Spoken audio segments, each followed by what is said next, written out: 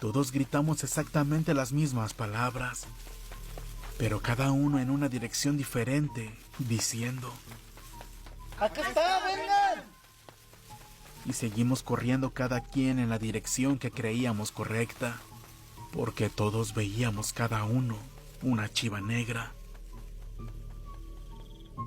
Fue tan intensa la adrenalina por alcanzar a la cabra que ninguno de nosotros se percató ni prestó atención al hecho de que todos habíamos gritado exactamente lo mismo al unísono. Así que seguimos corriendo tras la cabra, que ahora parecían ser 6 en total. No pasaron ni 2 minutos cuando de repente Pedro gritó: ¡Oigan! ¡Ya la atrapé! Curiosamente, en ese preciso momento y como por arte de magia, la cabra o lo que sea que estuviéramos persiguiendo desapareció para todos los demás. Yo regresé desconcertado hacia la camioneta y al ver a Pedro sosteniendo la cabra entre sus manos mientras ésta trataba de escapar, mi confusión aumentó, pues estaba seguro de que yo estaba persiguiendo a esa misma cabra. Y al parecer, todos teníamos experiencias paralelas persiguiendo algo diferente. Sin embargo, por evitar burlas o comentarios de los demás, opté por quedarme en silencio, al igual que mis amigos. En ese momento, mientras Pedro aún forcejeaba sosteniendo la cabra, dijo: No manchen, cabrones, ¿por qué no me ayudaron? Me dejaron a mí solo. A lo que Juan respondió: Pues yo también la estaba siguiendo, pero ya no supe en qué momento desapareció. Fue en ese momento que me di cuenta que yo no había sido el único al que le ocurrió lo mismo. Y me animé a contarles que yo también estaba persiguiendo la cabra, pero de un momento a otro escuché a Pedro gritar que ya la había atrapado. A lo que Pedro respondió riéndose: Debió ser un conejo o algo parecido a lo que ustedes siguieron. Pero pues bueno, ya vámonos. Ya se está haciendo tarde. Y un poco desconcertados, pensando mucho en lo que había sucedido, emprendimos el camino de regreso a casa. Nadie se explicaba cómo es que todos habíamos corrido en distintas direcciones y todos seguimos de cerca a aquella cabra.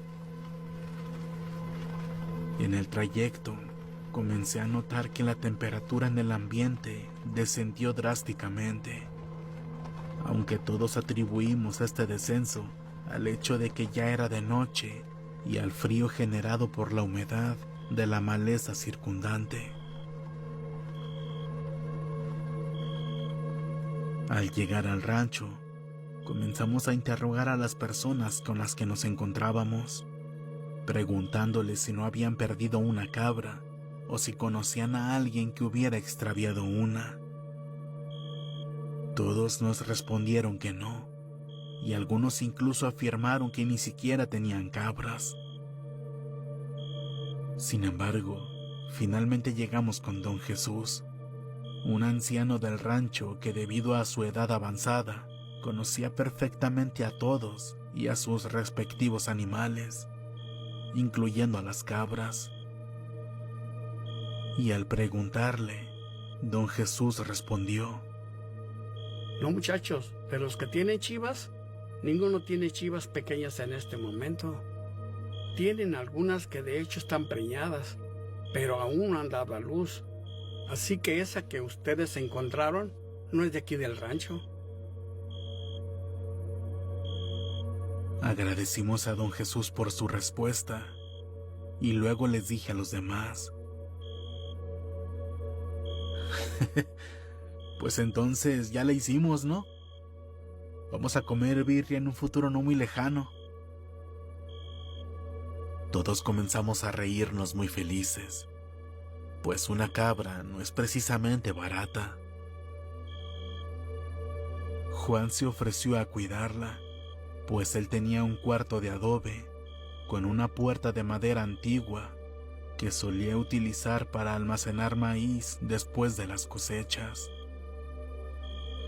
Todos estuvimos de acuerdo en que él la tuviera, incluso Pedro, quien la había atrapado, ya que no teníamos un lugar mejor para mantener a la cabra mientras crecía.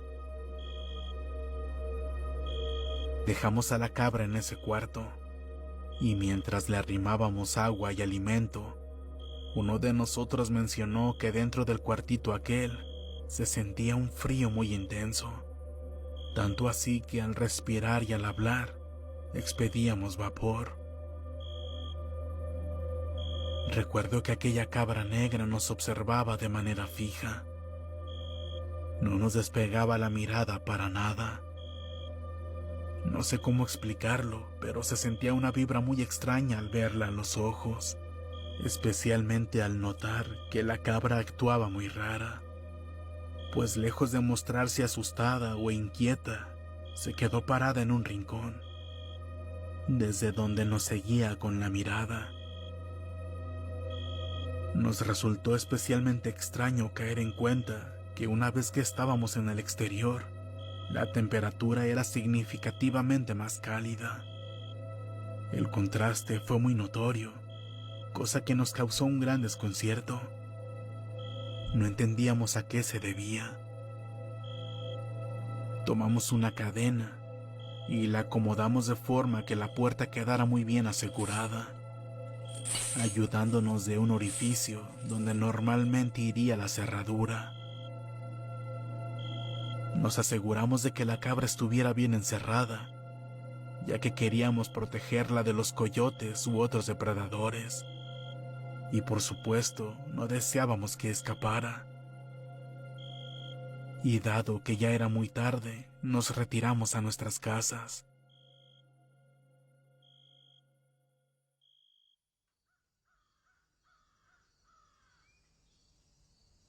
Al día siguiente, nos reunimos por la mañana en la casa de Juan para preparar las huilas que habíamos cazado la noche anterior y para ver cómo nos organizábamos para darle de comer a la chiva. Juan se veía muy asustado.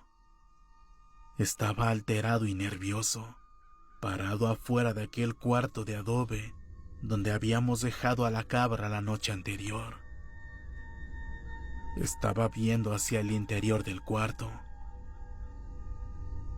Al acercarnos, notamos que olía realmente mal, como a madera quemada, combinado con una pestilencia similar a la que produce un animal muerto. Cuando le preguntamos a Juan qué había pasado, él, aterrado, nos contó lo que había sucedido la noche anterior.